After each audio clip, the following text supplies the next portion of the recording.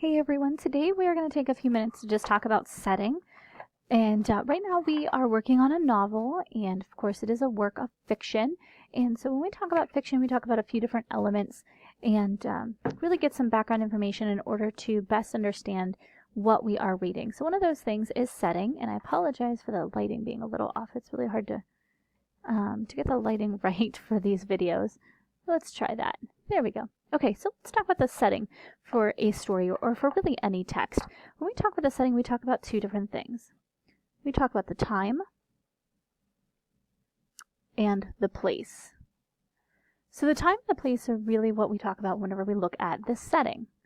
What is what or when, where is the story set? So we're going to take the root of that, take the ending off, and the word set. When is the time set? What is the place set as?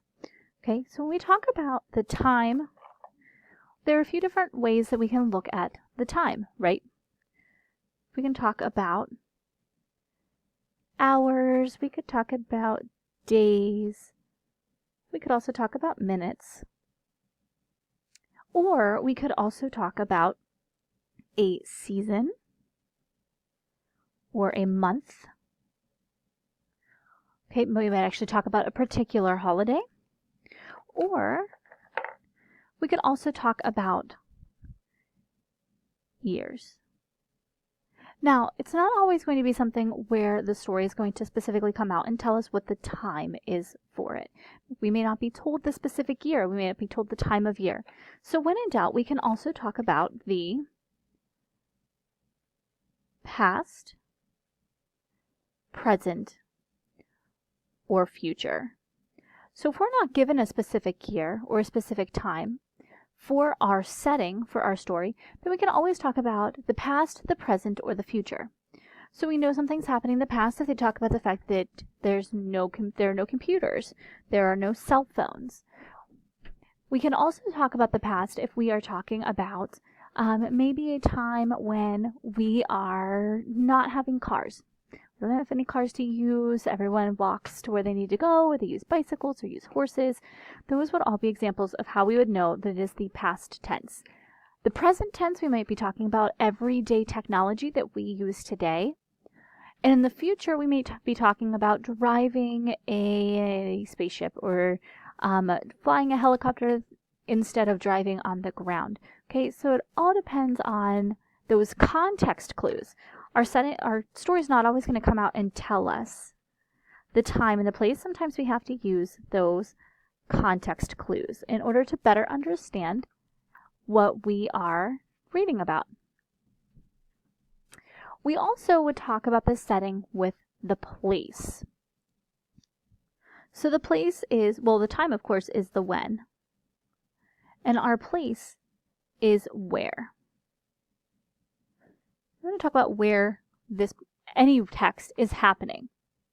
Okay, so it may be a specific where, or a more specific where, and we might talk about a country, a state,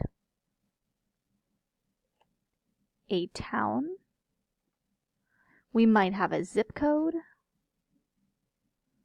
or we might have the name of a county. Okay, we might even have an address. Or it may be something more general. And it may be a continent. Or, even more, we may have to use our context clues to determine the place. We may have to determine the place based on the context clues whenever we talk about the seasons. Slide this down a little bit. There we go.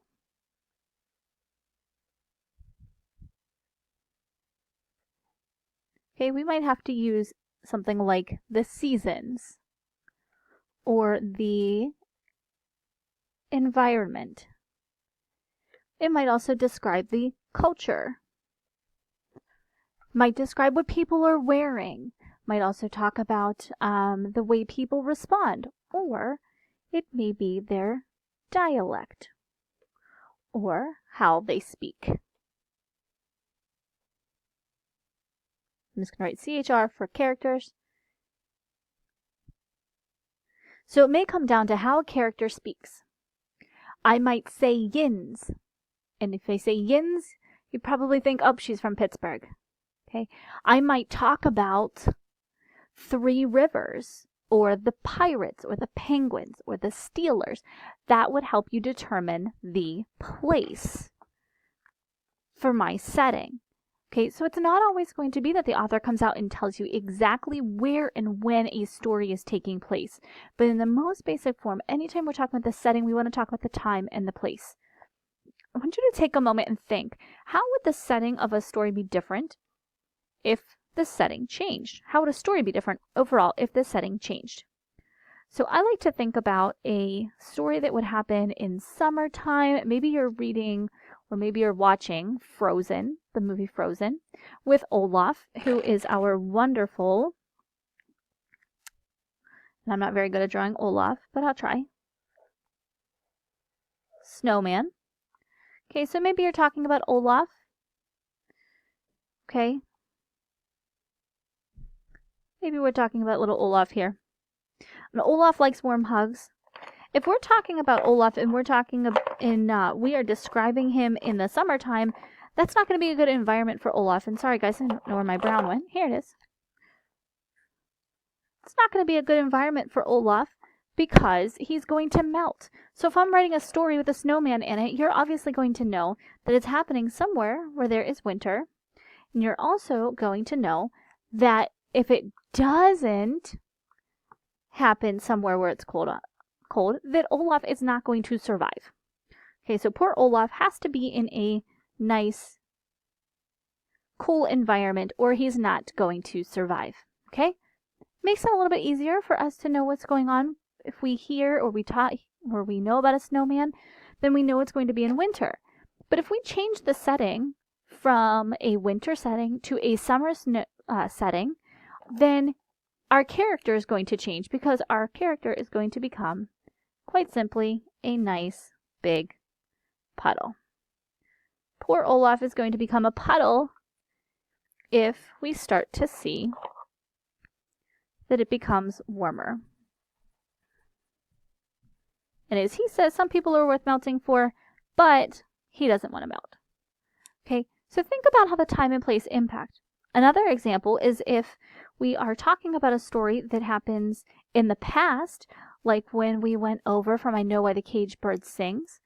If we don't know that this is happening in the past, we're going to start to question why certain events are happening or why the main character feels a certain way. We're also going to question about the fact that the characters aren't texting each other. They're not using cell phones to communicate. We're going to question a lot of different information. Another one is from The Bass, the River, and Sheila Mant when we talked about the characters, and we went over in class a little bit about how it would be different for these two characters if they were able to text or if they had cell phones instead. They may have been a little bit more distracted from their conversation, more than the narrator was, or they could have communicated a little bit better because they may have been more open to communicating that way. So we definitely want to think about how the time and the place impact any text that we're reading. If you have any further questions about setting with being the time and the place, please reach out to your course teacher.